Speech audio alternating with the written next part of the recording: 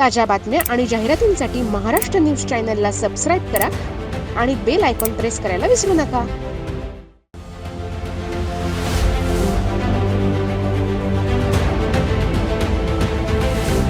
गुटखा वाहतूक प्रकरणी सूडबुद्धीनं कारस्थान करून बळी ठरलेले आरोग्यदूत तुषार जगताप यांच्यावरील गुन्हा रद्द करून त्यांची खटल्यातून निर्दोष मुक्तता करण्यात आली आहे। न्यायमूर्ती राठी यांच्या कोर्टानं तुषार जगताप यांना निर्दोष मुक्त केलं असून या प्रकरणी षडयंत्र करणारे एकनाथ खडसे यांना चांगलीच चपकार बसली आहे, अशी प्रतिक्रिया तुषार जगताप यांनी दिली आहे। इगतपुरी पोलीस स्टेशनमध्ये नोव्हेंबर 2021 मध्ये हा गुन्हा दाखल झाला होता।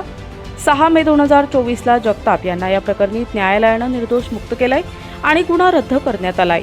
तुषार जगताप यांचे वकील राहुल कासलीवार यांनी काम बघितलंय। तुषार जगताप यांनी आरोग्य सेवेच्या मार्फत रुग्णांची मदत करत असतात। कोरोनाच्या काळात देखील ऑक्सिजन, सॅनिटायझर, लस रुग्णांना हॉस्पिटल बेड उपलब्ध करून दिले।